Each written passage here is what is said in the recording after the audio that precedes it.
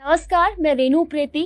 बीते दिन हमने आपको अतीक अहमद के बचपन से लेकर उसके माफिया बनने, मुक्कल महाराज की दहशत और चाँद बाबा के सामने चुनावी मैदान में अतीक अहमद के मुकाबले की इस कहानी को विस्तार से बताया था। अब कहानी इससे आगे। कहानी में अतीक अहमद पर जाने से पहले जानते हैं कि चाँद बाबा कौन था। दरअसल 1984 में इंदिरा गांधी की हत्या से उथल पुथल शहर के हमाम गली में रहने वाला शौक इलाही उर्फ चाँद हड्डी हार्डकोर क्रिमिनल था। उसके जुर्म का इतिहास सरायगढ़ी के हमाम गली में झाड़ फूक करने वाले एक बाबा की हत्या से शुरू हुआ। चाँद हड्डी को शक था कि उसके बड़े भाई रहमत की मौत बाबा के झाड़ फूक की वजह से हुई है। इस घटना से चाँद हड्डी चाँद बाबा बन गया।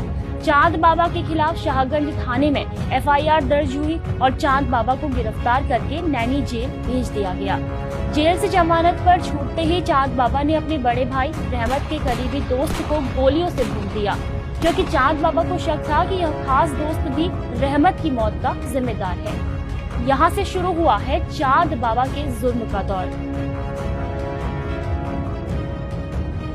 चाँद बाबा ने तीसरी हत्या अपने वकील की ही कर दी, जब वकील की उसके साथ किसी बात पर बहस हो गई।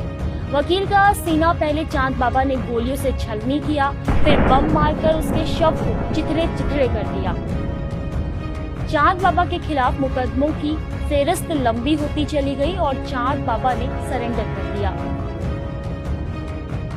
चाँद बाबा को नैनी सेंट्रल जेल भेज दिया गया। नैनी सेंट्रल जेल में चाँद बाबा की एक मांग न मांगे जाने पर चाँद बाबा ने जेल में रहते हुए अपने साथी जग्गा के साथ नैनी सेंट्रल जेल के जेलर पर बमों से हमला करवा दिया।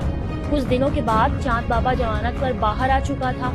चाँद बाबा अपने गैंग का विस्तार करने लगा और कुछ ही समय में उसके गैंग में 100 से 150 शातिर अपराधी और बमबाज शामिल हो गए और ये इलाहाबाद के तमाम मोहल्ले तक फैल गए। उसी समय गढ़ी सराय में चकला घर चलते थे। इसके संचालक थे अच्छे और उसका भाई लड्डन। ये छोटे मोटे बदमाश थे जो वैश्यावृत्ति की दलाली किया करते थे।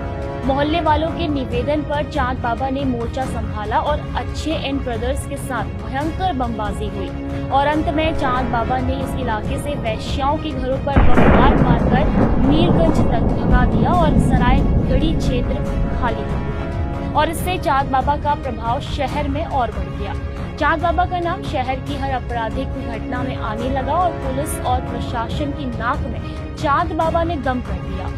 पुलिस ने चाँद बाबा को पकड़ने का प्रयास शुरू किया। उस समय शहर के कोतवाल आए नवरंग सिंह ने जून 1986 के एक दिन सारे थानों की पुलिस बुलाकर चाँद बाबा की घेराबंदी शुरू कर दी, मगर चाँद बाबा और उसके गैंग के सभी लोग बमबाजी करते हुए पुलिस को चकमा देकर भाग निकले। इससे गुस्से में आया चाँद बाबा अगले ही दिन अपने गैंग के साथ शहर कोतवाली पर ही धावा बोल दिया और कोतवाली पर इतने बम बरसाए कि बमों की मार से शहर कोतवाली दहल गई। पुलिस ने किसी तरह कोतवाली का गेट बंद करके अपनी जान बचाई। कोतवाली पर आक्रमण से गुस्से में आई पुलिस और चाँद बाबा के बीच चूहे बिल्ली का खेल शुरू हो गया और पुलिस ने चाँद बाबा के घर के पास हम्माम गली में ही एक पुलिस चौकी स्थापित की, जिसे कुछ ही दिनों में चाँद बाबा और उसके गैंग ने बमों से उड़ा दिया। पुलिस पर दोहरे आक्रमण से पुलिस ने अब चाँद बाबा के खिलाफ कार्रवाई को अपने मान सम्मान से जोड़ लिया और ताबड़तोड़ छापेमारी करने लगी। तब शहर उत्तरी के तत्कालीन कांग्रेस विधायक ने चाँद बाबा को अपने पास बुलाया और उन्हें सरेंडर करने की सलाह दी और 1988 में चाँद बाबा सरेंडर करके जेल चला गया। जेल से ही 1989 के सभासद के चुनाव में चाँद बाबा ने नामांकन कर दिया और जीत दर्ज की और कुछ ही दिनों बाद चाँद बाबा को सशर्त जमानत मिल गई और नैनी जेल से चाँद बाबा को लेने शहर से भारी हुजूम उमड़ पड़ा। अतीक अहमद खुद खुली जिप्सी में चाँद बाबा को नैनी जेल से पूरे जुलूस के साथ लेकर शहर आए।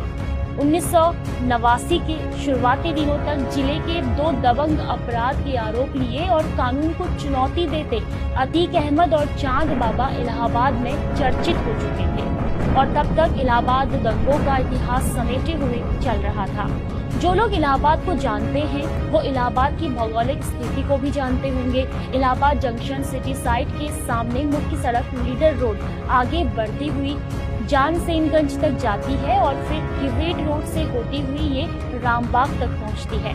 इलाहाबाद से गुजरने वाली ये दूसरी जीटी रोड है। पहली जीटी रोड चौक, नखास, कोहना, खुलदाबाद, हिम्मतगंज और चकिया होकर निकलती है। ये सड़क इलाहाबाद को दो हिस्सों में बांटती है। इसके दाहिनी तरफ मुसलमान बहुल इलाके आते हैं और दूसरी तरफ हिंदू बहुल इलाके आते हैं। इन मोहल्लों में अक्सर दंगे हो जाते थे, जो बहुत बड़े तो नहीं पर शहर को अस्थिर करने के लिए काफी थे। शौक इलाही उर्फ चांद बाबा घनघोर धार्मिक व्यक्ति था। इलाहाबाद में हुए अक्सर दंगों में वो शामिल रहता था। इलाहाबाद रेलवे स्टेशन और चौक से 2 किलोमीटर और दूर ही मुस्लिम बहुल इलाके में उत्तर प्रदेश आवास विकास परिषद की कॉलोनी है, करेली अर्थात गुरु तेग बहादुर नगर।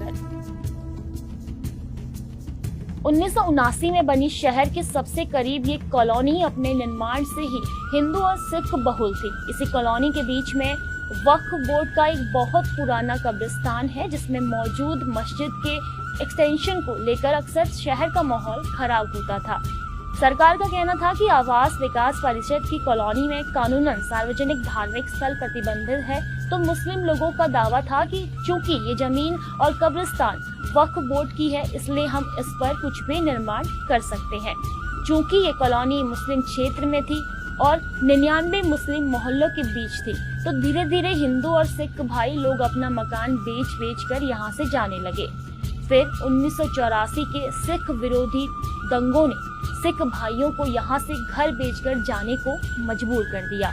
फिर संभवतः 1985 या 1986 के एक दिन शौक इलाही उर्फ चांद बाबा ने ऐलान किया कि शहर से करेली को जोड़ने वाली नुरलहा रोड को ब्लॉक करके 24 घंटे के अंदर मस्जिद के निर्माण को पूरा किया जाएगा। जो भी इसके बीच में आएगा बम से मारा जाएगा। पूरे शहर में भारी सांप्रदायिक तनाव और डर फैल गया था और चांद बाबा और उसके गैंग के लोगों ने वैसा ही किया और नुरल्ला रोड को 24 घंटे के लिए ब्लॉक कर दिया और लगातार बम बरसाते रहे और उस मस्जिद में 24 घंटे के अंदर कुछ नव निर्माण करा दिए गए। 24 घंटे के बाद भारी पुलिस बल के साथ आवास विकास परिषद के लोगों ने मस्जिद का कुछ नवनिर्मित हिस्सा हटा भी दिया। मगर इस घटना से करेली से गैर मुस्लिमों का पलायन शुरू होने लगा। ये सभी लोग मुसलमानों को औने पौने दामों में अपने मकान और जमीन बेचकर जाने लगे। 1988 तक चांद बाबा के सभासद बनने के बाद शांति प्रिय लोगों को शहर में सांप्रदायिक झड़प और दंगों का डर सताने लगा। उलट खोपड़ी और सनकी चांद बाबा क्या ऐलान कर दे, ये उस दौर में हर एक को डराने लगा और गैर मुस्लिम लोग करेली छोड़कर जाने लगे।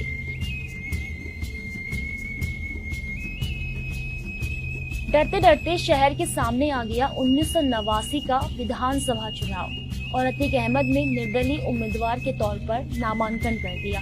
अतीक अहमद को नामांकन करता देख आग बबूला चांद बाबा ने भी ऐलान कर दिया कि वो भी विधायक का निर्दलीय उम्मीदवार होगा और अगले दिन ही उसने भी नामांकन कर दिया। अतीक अहमद ने चांद बाबा को समझाने की कोशिश की कि मुस्लिम वोट बढ़ जाएंगे, तो चांद बाबा गालियां देते हुए कहता है कि ठीक है, चलो तुम नामांकन वापस ले लो, विधायक मैं बनूंगा, तुम जाहिल अनपढ़ विधायक बनकर क्या करोगे। और इसी से अतीक अहमद और चांद बाबा के संबंध खराब हो गए और दोनों दबंग लठैत विधानसभा के चुनाव में आमने सामने थे। चुनाव प्रचार शुरू हो चुका था। अतीक अहमद इस चुनाव में नियंत्रित रहते तो चांद बाबा बेहद आक्रामक। शहर पश्चिमी विधानसभा चुनाव के प्रचार में शहर के अटाला, बुढ़ा, ताजिया, अकबरपुर, करेली में स्टेज से ही चांद बाबा अतीक अहमद को गालियां देता, अनपढ़ गवार कहकर मजाक उड़ाता और इसी सब के बीच दोनों की दुश्मनी बढ़ती गई। अतीक अहमद के समर्थन में चांद बाबा से पीड़ित लोग आने लगे। प्रशासन और नेता अतीक अहमद के पक्ष में आने लगे, जिसमें शहर उत्तरी से विधायक का चुनाव लड़ रहे उस समय शहर की एक बड़ी हस्ती भी थे जिनकी प्रशासन पर तगड़ी पकड़ थी। अपनी कमजोर होती स्थिति देखकर चांद बाबा बौखलाने लगा और स्टेज से गालियां बढ़ती चली गई। और फिर आ गया मतदान का दिन, अर्थात 22 नवंबर 1989।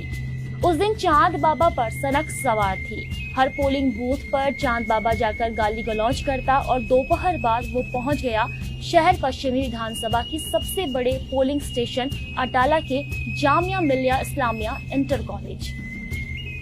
उसे किसी ने बताया कि यहाँ पर अतीक अहमद के समर्थन में फर्जी वोटिंग हो रही है और उसने वहाँ सबसे पहले मौजूद पुलिस के आला अधिकारियों के साथ बदतमीजी और गाली गलौज की। कुछ लोगों का कहना था कि उसने पुलिस के एक आला अधिकारी की कॉलर पकड़कर चुनाव बाद वर्दी उतार लेने की भी धमकी दी। तभी उसकी नजर घोड़े पर बैठे अतीक अहमद के पिता फिरोज अहमद पर पड़ी। चांद बाबा पहले तो उनके पास जाकर फर्जी मतदान का आरोप लगाकर उन्हें और अतीक अहमद को गंदी गंदी गालियां देने लगे और फिर उन्हें घोड़े से नीचे उतारकर उनकी दाढ़ी नोच ली और उनके ऊपर थूक दिया। अब ये अति हो गया था और ये खबर फैलते ही शहर पश्चिमी में एक सनसनी फैल गई कि पुलिस और प्रशासन अवश्य चांद बाबा को गिरफ्तार करेगा। लोगों में डर और संभावित दंगे होने का डर सताने लगा। मतदान संपन्न होने तक पुलिस और प्रशासन सहनशीलता और जिम्मेदारी का परिचय देते रहे और शाम को 6 बजते विधानसभा चुनाव का मतदान सकुशल संपन्न हो गया। 22 नवंबर 1989 की रात करीब 8:30 से लेकर 9 बजे के बीच स्थान रोशन बाग ढाल स्थित कबाब पराठे की एक मशहूर दुकान जब्बार होटल।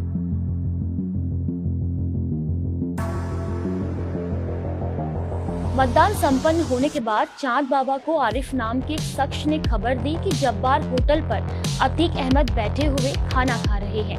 अपने गैंग के लोगों के साथ चांद बाबा जब्बार होटल पहुंचा ही था कि अचानक इस पूरे क्षेत्र की बिजली चली गई और चारों ओर खूब अंधेरा।